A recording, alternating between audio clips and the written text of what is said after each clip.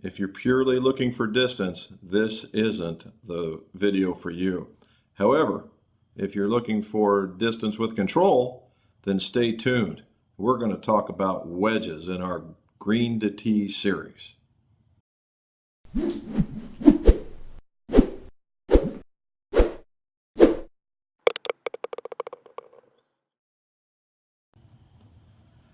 Welcome back to the McGolf shop, and today I'm in my fitting room. And the reason why I'm here is it's a little quieter and we can take a look outside and once we're done here and see what's going on in the range. It's been a while since I've been able to talk to you. I've had some computer difficulties and we have been absolutely slammed with fittings and repairs for the upcoming golf season for the high schoolers and for the local golfers and some folks from out of state. So it's been a very, very, very good week for us, and sorry for the delay. Now, in installment number 2 in the Green to Tee series, we're going to talk about wedges. Wedges, they can be from pitching wedge, they can be a gap wedge or an A wedge, they might call it an attack wedge. They have sand wedges, and then they have lob wedges, and maybe even extra lob wedges, or if that's what we want to call it. And the history of the wedge, everybody thinks if you go back far enough, Gene Sarazen is the guy that gets credited for the wedge. Not necessarily so, although he does have credit for improving the wedge.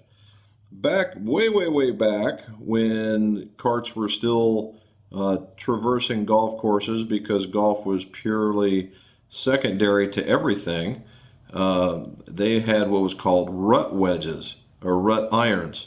And rut irons were basically really small irons with special grooves in them in order to get the ball out of the rut. So it was just as wide as a wagon wheel and just lofted enough to get out of the rut. There was other ones that were made for getting out of water and other such areas. Hopefully I can show you some pictures. But what Sarazen gets the true credit for is he was flying with the multi-billionaire Howard Hughes and got the idea for the wedge wing, that kind of flare. It gives it that makes it look like in today's modern shape. And he used that successfully to win many, many, many golf tournaments.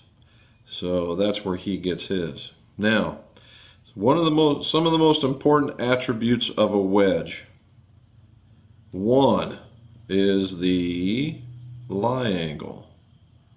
Lie angle is probably one of the most paramount important specifications to the wedge. And why is that? Well, if we take this wedge here and we set it like this, and with a lot of loft, and we turn it just a little bit, even a little bit of turn makes the directional control here a lot. As the loft goes down, a little bit of turn in the lie angle does not. So as the higher the loft goes, which is this measurement here for in relation to the ground, this relationship, the higher that this goes, the more lie angle plays into the accuracy of the club. And the only way you're going to get this proper is if you're doing a dynamic lie test. Everybody says, oh, you got to have it sold when you're at a dress. Well, not really. All right. You might stand up in your swing and swing a little more vertical and the club will go down, and you might start off with it like this, but you might actually end up hitting it like that. So you really have to be tested, because just like a swing is individual to you, so will the lie angle. That's the important part of the lie angle. So it's accuracy, and you need to be tested dynamically. Don't do any of that static fitting nonsense. All right. Second important one is loft. All right, we talk about loft as more and less, but why do we say loft? Well, loft can get you into gaps, right? We just said we had a pitching wedge, a gap wedge, a sand wedge, and a lob wedge, and even higher now, right? So these things are pitching wedges run around 45 to 47 degrees. A wedges around 50, even could be in 49, but around 50 to 52. Sand wedges can be 55 to 57 if you really want to get particular about it. The lob wedge can be 59 to 61, and now they have them out at 64 degrees. And what you want is a very, very good gap so that you have distinct different distances for each one. It doesn't do you any good, and that holds true for irons. It doesn't do you any good to be able to hit one, say your sand wedge is 100 yards and your A wedge is 125 yards. Well, that's a little bit too far, right? You gotta get yourself gapped so that you can walk up and know what your distance is, take a very confident swing, and hit your mark. Just taking one thing out of your thought process, you just know it goes this far, you take that kind of swing, and away you go. So that's the reason why loft is important. Okay. The next one is the length of your club. All right. The reason why this is important is wedges are short.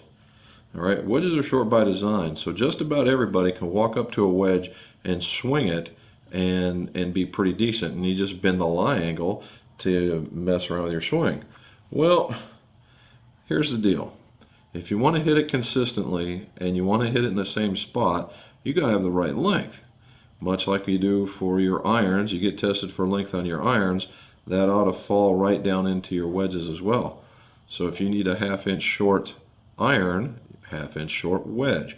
The whole idea is consistency here, because this is the club short of your putter. This is the club short of your putter that requires a tremendous amount of confidence to wield.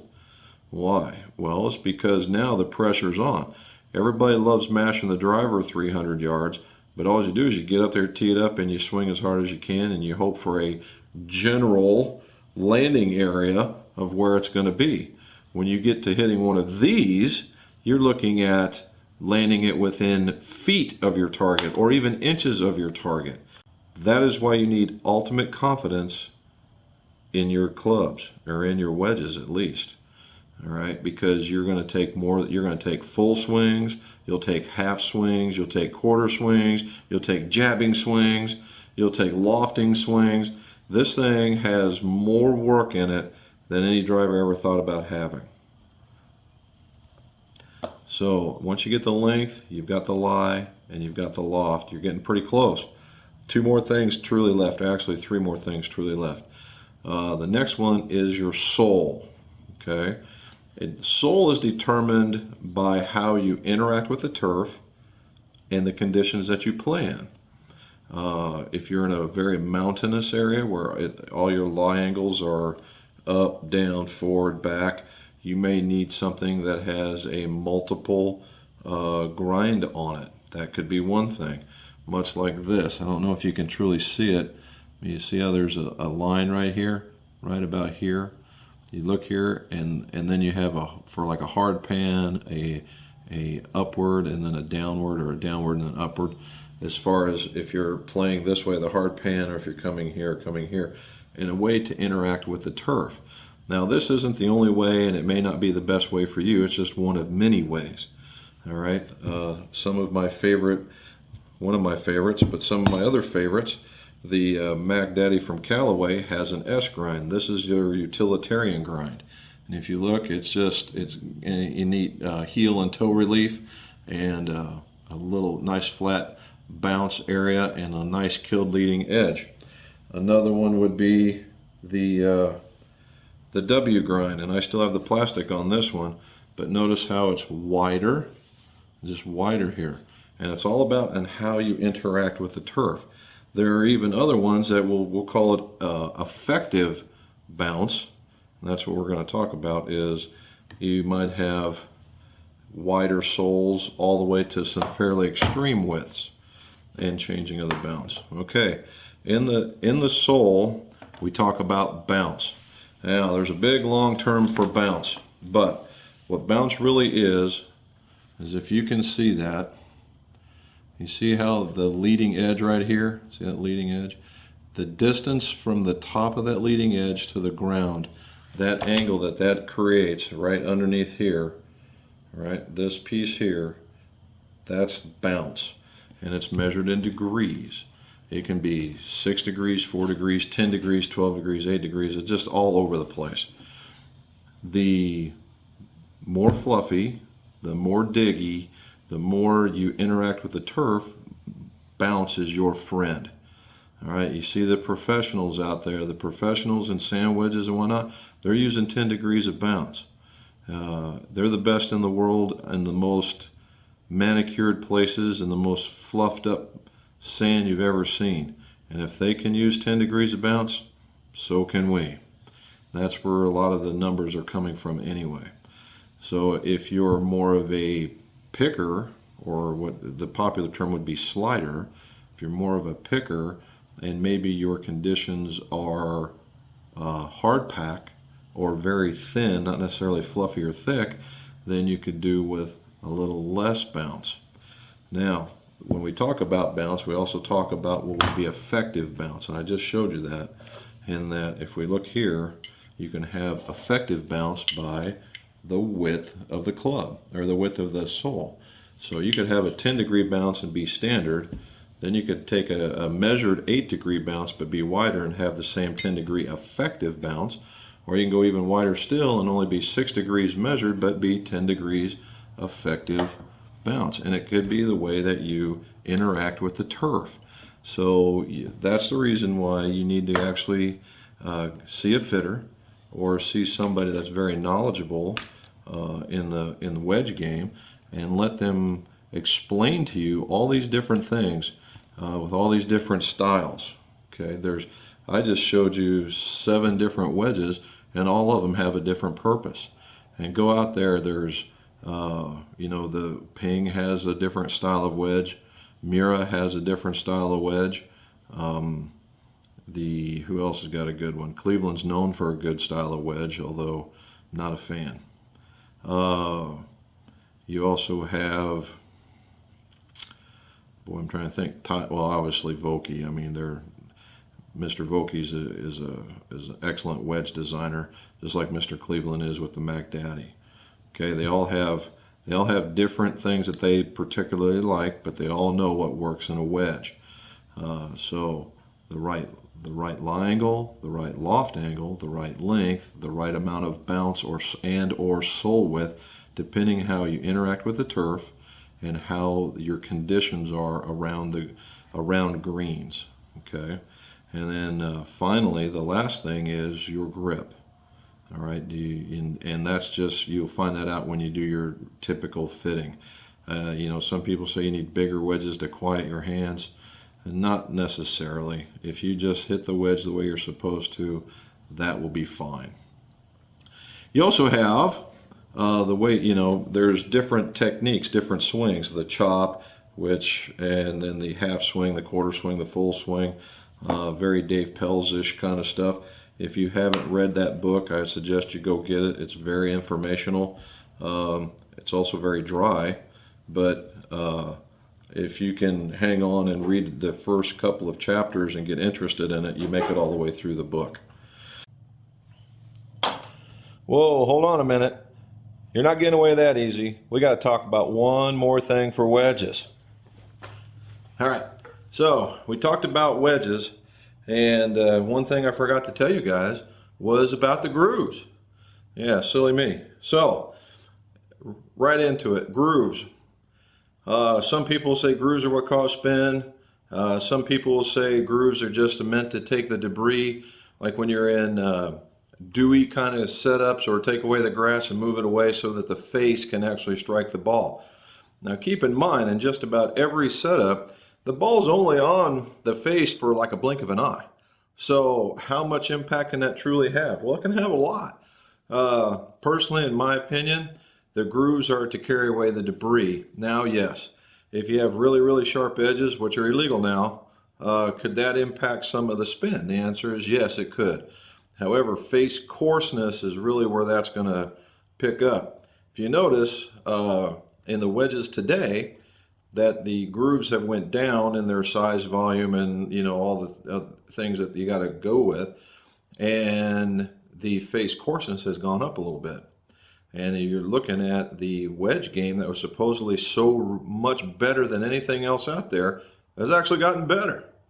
So just really quick, and I just simplified it for you, but to kind of give you the idea, it went to the USGA. If you ever want to know anything about clubs, you go to usga.org and you go under equipment. Everything you want to know about equipment is there. Except for markings specified in the following paragraph, surface roughness within the area where impact is intended, i.e. the impact area, must not exceed that of decorative sandblasting or fine milling. The whole of the impact area must be of the same material, with an exception with those clubs made of wood. Now the impact area on irons is about 1.68 inches, which is about the width of the golf ball. It can be a little bit bigger, but that's the reason why you see that area right in the middle. Where they talk about decorative, and I go down a little bit further, I talk about the impact area and the decorative milling or the sandblasting, like 0.025 millimeters. So it's not a lot, but you can really, if you make a lot of lines and stuff, you can really get pretty rough when you want to do that. And grooves, and there it goes on and on and on about grooves. But just to kind of give you the difficulty of how to make this stuff is, the width, spacing, and cross-section of the grooves must be consistent throughout the impact area. The width of each groove must not exceed 0.35 inches or 0.9 millimeters, using the 30-degree method of measurement on file with USGA. The distance between each of the adjacent grooves must not be less than 3 times the width of the groove and not less than 0.075 inches or 1.905 millimeters. Really? You're going to have to break out a whole lot of measuring to make that happen. The depth of the groove of each groove must not exceed 0.02 inches, and for clubs having, other than driving clubs, have a cross-sectional area of a groove divided by the groove pitch not to exceed 0.003 square inches per inch. Blah, blah, blah, blah, blah, right? So just to give you the idea that that's how important it is for these grooves. Now what you're really going to see, because you see things like spin mill, laser etching, all these different things for grooves, okay? And if you're a guy that pinches the ball, that might be too much. So you might want to get something that's a little bit less aggressive. But what they've done is they've rounded the edges. They've made the volume smaller this way and smaller this way. You can have all kinds of them up and down, but it's just smaller in that direction in order to reduce some of that spin. But when you make the areas wider and you make all that area a little more coarse, that's what's grabbing the golf ball and that's what's causing your spin. So take a look at all we talked about on the wedges. Length, lie, loft, sole design, bounce, and now the grooves. And don't forget your grip. Make sure it's proper and it fits to you. And let's see those scores go low. Again, if you have any questions about this or you liked what we had to just talk about, please subscribe. If you want to learn more about this Green to Tee series or anything else that we do, subscribe and like the channel. And that way you'll get all our notifications. And again, let's see your scores go low.